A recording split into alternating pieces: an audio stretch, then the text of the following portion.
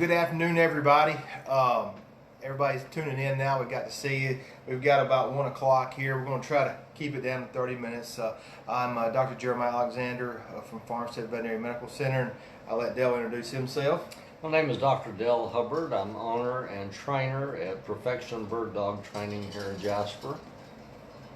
Some of our goals today, we're going to actually really talk about bird dogs in a way that in some training methods that I think you'll find entertaining. We've always open for questions. We've got a couple of questions that we didn't get to answer last time. It's been a while since we've been live, Dale.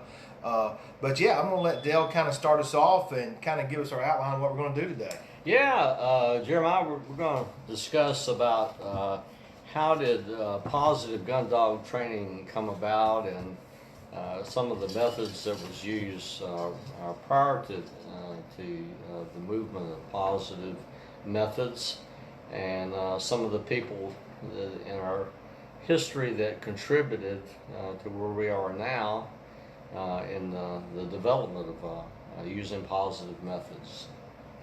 All right, Dale. And then also the veterinarian aspect, Jeremiah, of how that role is played with gun dogs in the field. Absolutely, absolutely. Type things that you see in your practice. And yep, absolutely. Kind of yeah. We got a few folks joining in. Welcome, and actually I want to kind of give a shout out again to the Cigar Box in downtown Jasper, Alabama, for letting us go live here. It's a great venue. If you're in Jasper, just swing by downtown and find the Cigar Box. They're great folks here. Dale, let's just kind of start talking out. People get a puppy, and they may not have all the training available. And that's what I try to do as a veterinarian. People come into me with a pet, and they have certain expectations, and then we have people that come in and they've heard about bird hunting, or like we talked about last time, they bird hunted when they were a kid or whatever. This is what we're going to kind of go for this year, is to meet all aspects of training, and we're going to try to cater to your needs. Your needs are going to be different than the guy that's got a 7,000 acre ranch in Texas or out west. You may have an acre, you may not even have an acre. We want to kind of hook you up with people like that, and that's what I encourage my first timers or people that want to get back into it. Find a resource, find some folks, and that's what we're really wanting to work on, is just having a place to go play. And I really educate my clients that come in with bird dogs or working dogs, or if they want to have a therapy dog. It's like it's got to be a little bit different than a house dog, and try to cater to their needs. And if I don't have the right answers, I try to get them to the right resources. And I think that's very important, to have a place to play and to train. Go ahead, Dale. What do you think about training puppies? Oh man, years ago when, and even now, people that choose to use harsh methods, a lot of them will say, Jeremiah, well, we don't need to start training until they're a year old and more mature. And there's a reason for that. Is that the dogs at that age just cannot handle a lot of harsh type methods of training, and actually even older dogs, depending on what kind of harsh method they train with. But with positive methods, you can start training with them the day they come into this world. Absolutely. And so there's, as we've talked about before, there's an imprinting stage, particularly up to 3 or 4 months old, that if you provide certain type of training, positive methods with them, such as the clicker, placement board, teaching them various things that they'll need to be a bird dog, it lays such a foundation, and it's positive, it's fun, it creates a good relationship with the owner, the hunter, and it really sets the stage for that dog to just be perfected really by the time that they're 6 months old. Right. So many of mine that are raised, they're steady to wing shot, follow the bird, retrieve the hand on command by 6 months old. Right. And you start looking at obedience training. Lord, if you start from the time they come into this world, you can have them completely obedient, trained by the time they're 10 and 12 weeks old. Right. And Dale, I want to kind of touch on two different things you kind of spoke about right there. You know, and there's a lot of different training methods out there, and we've really emphasized, you know, whatever's working for you. If it's working, you know, we're not knocking it or whatever. You know, there's all kind of collars out there, you know, electronic collars and all kinds, and they do have their place. And if they're used correctly, they're great tools. But what I have found in some of my aspects of training and actually in veterinary medicine, sometimes they're used a little bit wrong, and it's not because it's intentional. It's because just a little bit of lack of knowledge. It's a unique knowledge set. But like I said, there's a lot of tools out there, and you know, and positive gun dog training can be just a part of that. And like I said, now if you're using other methods, you know, we're not knocking those at all. You know, definitely, you know, use those. This can be kind of an add-on. You know, the positive side of it too. And I want to emphasize something too, Dale. You know, it is great if you can get a puppy at 6 weeks old and start mentoring it. And you know, that's the idea. Things kind of happen rapidly. But I mean, if you got a little bit older dog, you know, it's not too late. That's what I hear. You know, it's sometimes be a little more difficult. You know, as we grow older, we grow habits too. But you know, it's one of those things that if it's not too late, there's certain things that can be fixed. There's certain things that are hard to fix, and there's some things that are just not too easy to fix. But you know, it's not too late to get your dog a job.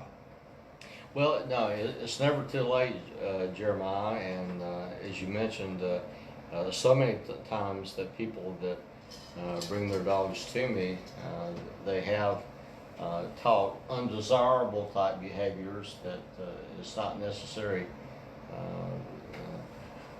contributable in a positive fashion to being an upland bird dog or a water retrieving dog. And so many times it's undoing what has been taught, and then training, and you know, like 100% of the time, it's the owner just doesn't know any different, and so. But yeah, it can be repaired, fixed, etc. But ideally, if you can get those dogs at an early age, and then you don't have to undo those type things. Luckily, I've had a number of people that come to me before they even get their puppy, and we discuss a training scenario of what you do when you first get that puppy, so that it don't actually create behaviors that would interfere with what their objective is, and that's to be an upland bird dog or a water retrieving dog. Right, absolutely, Dale. And you know, and I love those people that say, hey, you know, we got an older dog, or we're about to get our kids a dog. You know, I love those people that ask those questions. What kind of dog we get? You know, and that's you know, any kind of dog can be used for about any type of things. But you know, you got to realize certain dogs that you get, they're like us. They need a job. If not, you know, they're going to get in trouble. They're going to, you know, do things, and you know, some dogs are designed for laps, and some dogs are designed for the field, and some of them are designed for both. And you can we've talked about that before. I want to kind of reemphasize the old way of thinking, or of, you know, a hunting dog or a performance dog can't be a house dog. And you know, we live with our dogs, and I know Dale does. You know, these dogs are designed to hunt, but they can also be a house dog, Dale. Just kind of reemphasize that, if you don't mind, and your experiences and goods and bads of that.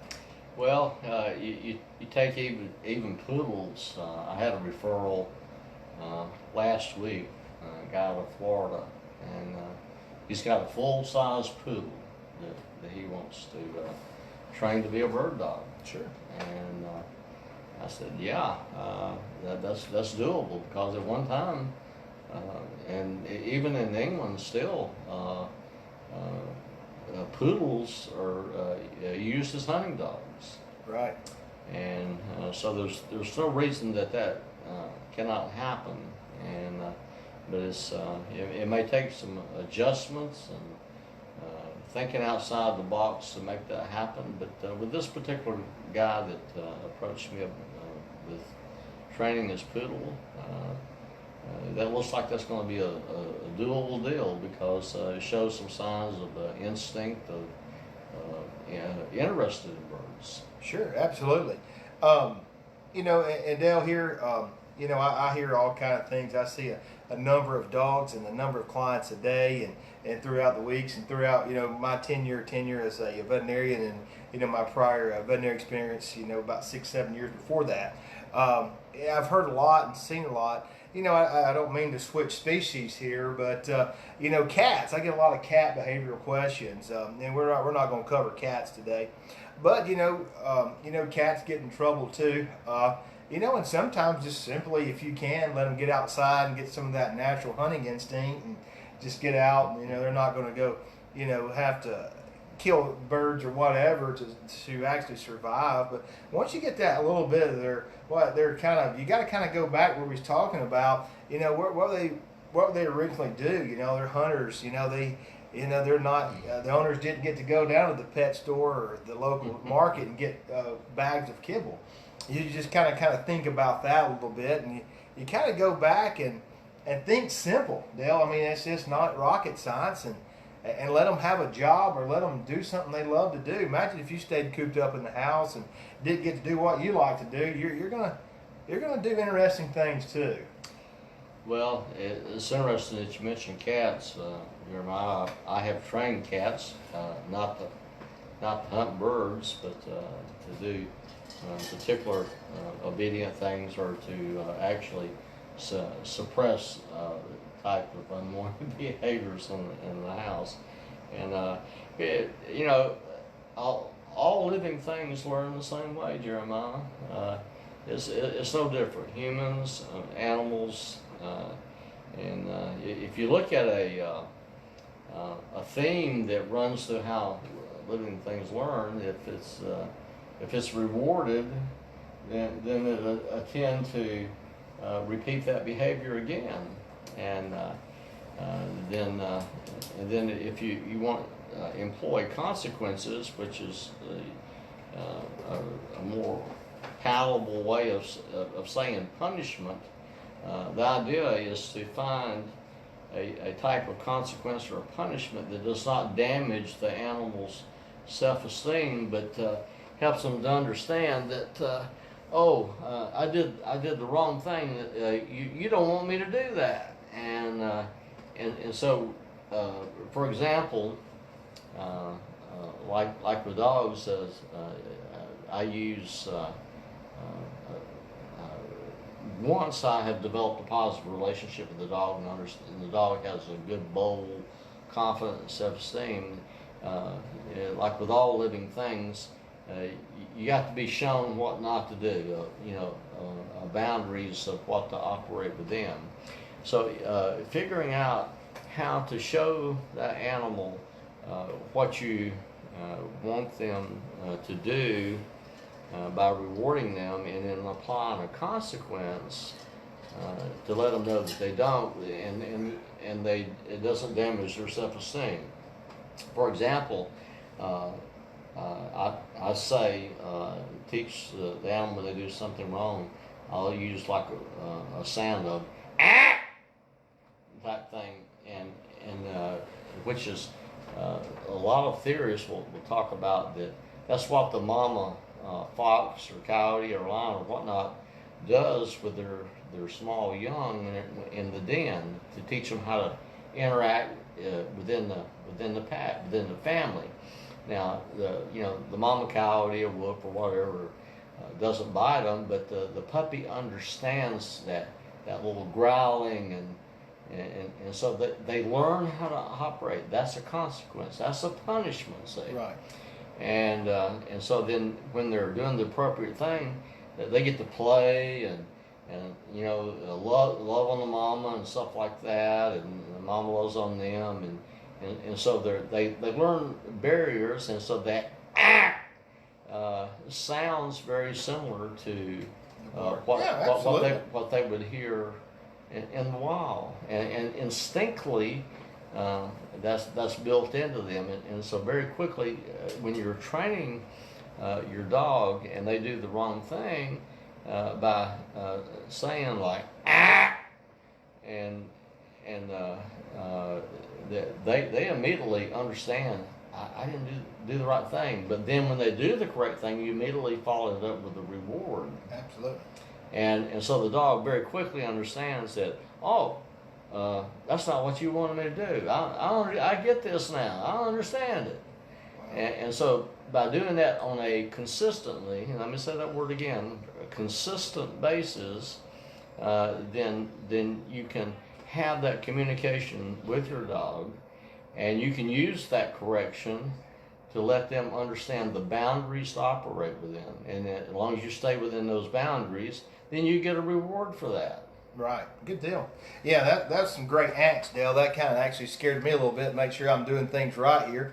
But we got a kind of a quick question here. It says, poodles were bred for waterfowl hunting. Is it ancient breed? People like dogs, adorn both Roman and Egyptians artifacts dating back. Absolutely. You know, that kind of reiterates what Dale was saying. The poodles kind of get overlooked a lot, but we appreciate that comment there about poodles and the ancient times. And it's kind of funny because we kind of perceive what we think is the hunting dog, and but what goes back to the natural hunting dogs, even they actually have a lot of different things. It kind of goes back and to ancient times, and that's where you got to kind of think simple. Back to the basis of things and what they were bred for. Let's kind of go back to some old ways of thinking. Let's kind of go back. A lot of military training and dog training, and being in the Army Veterinarian Corps and being around the military a lot, animals play a very important role in our missions that we do. I've seen it firsthand and dealt with it in many different aspects, and it's very critical. And if you ever want to see kind of the usage of military working dogs, it's great to see how it's evolved our training methods in America, and actually, changed a lot of different things, and how successful, the K9 program has been, even with other animals. But we're going to kind of focus on K9s, Dale. And what's your kind of aspects on, some of the things that's evolved through military working dogs? Yeah, back in the 40s and before Jeremiah, the military used some harsh methods such as choke collars and prongs, and to help train their dogs. So one of the people that came out of the military, William Kohler, back in 30s and 40s, he started training in the public, and so he brought with him the more of the harsh type methods, and that really seemed to fit with what society wanted, and that dominated the training world. And then of course when e-collars came along, the electronic shock collars, that really took force, and people really went to using that to teach their animals what not to do. Right. But at the same time, B.F. Skinner in the 30s and 40s was developing operant conditioning, and his students developed a clicker system, a positive reinforcement method, and out of the learning theory. And they actually used a clicker that we showed here a few weeks back, and actually trained animals with the clicker system and a food-based reward system, and showed that you could actually get those same kind of behaviors that you do with harsh methods, but not with sometimes the unfortunate side effects that go with harsh methods. Absolutely. But as you moved forward in time there, back in the 70s and 80s, Karen Pryor, Gary Wilkes, who trained me how to use the clicker methodology, showed that the world that yeah, you can get very precise training with the positive reinforcement. So actually, positive reinforcement and people like William Kohler that came out of the Army, it was coming out about the same time, but William Kohler developed some schools, and people really hooked onto that and went with the harsh methods. Right. And so he used the prong collar, the shock collar, and you know, he wasn't opposed to, you know, hitting the dog or Right. taking. But anyway, those kind of methods are not necessary. As a matter of fact, I train completely now without an e-collar. Now, I have been.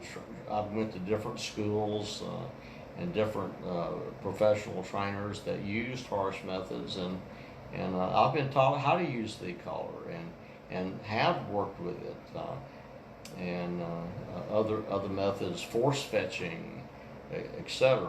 And what I found was that there's unfortunate side effects that sometimes, and most of the time, if it's not, you know, really done correctly, like you talked about earlier, that it can create a negative association with something that you do not want to do, such as a bird or retrieving.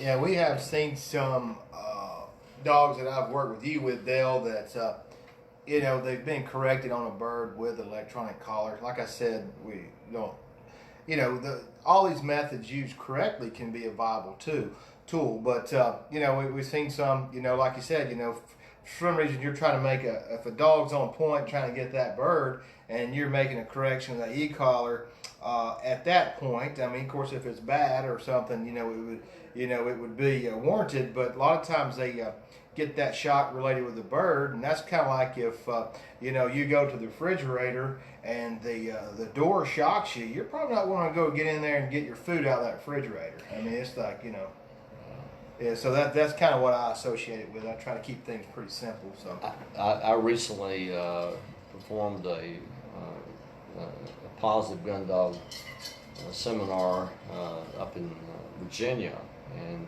many of the people used e-collars there, and so they had been watching many of my training videos on YouTube, and they liked what they saw, and so I went and spent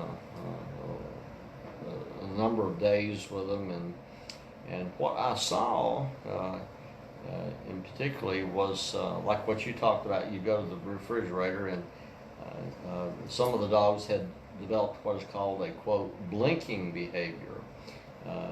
As soon as that dog goes in the field, don't think that he doesn't know where that bird is, because he does. His nose, you know, like, has 200,000 times more receptors in it than humans do, so they know where that bird is. absolutely. But a number of these dogs that I saw at the seminar would go around the bird, and you could tell you knew where the bird was. So they had been shocked when they were on the bird, and they said, "Oh Lord, well I don't need to go near that bird because bad things happen." So that's some of the unfortunate side effects, and then of course that takes some time to recondition that and help the dog to feel good about the bird again. Yeah. And so help them to do that. I remember one in particular that was blinking birds is English Pointer, and used a number of classical conditioning principles to desensitize the dog and to help it feel good about the bird. That people want to know more about it, I can tell them later time. Yeah, we'll definitely get that on. But about a month after I did the seminar, and they started employing these positive techniques that I showed them, Jeremiah, they sent me pictures where their dog went out and took blue ribbon prizes at the AKC field trials. Absolutely. Which made, that was just wonderful to see that from a dog that went from blinking the bird and would not go near it, and then all of a sudden going on staunch point and taking away the blue ribbon.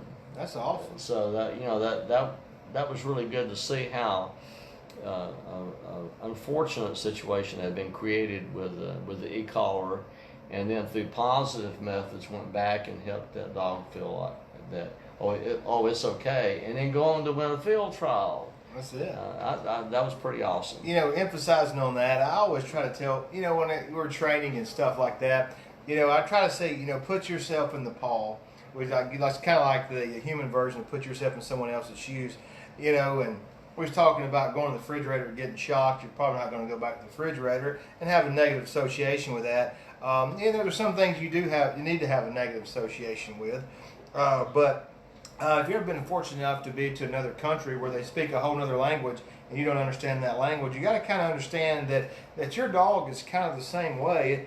It associates things. If you go into a store in a foreign country, somebody's smiling, or you do something, they shake your hand, bow, whatever, that's a positive association. But if they punch you, shoot at you, or shock you, or something, that's a negative association. You got to just kind of remember the language, okay? And remember, they don't speak English like we're.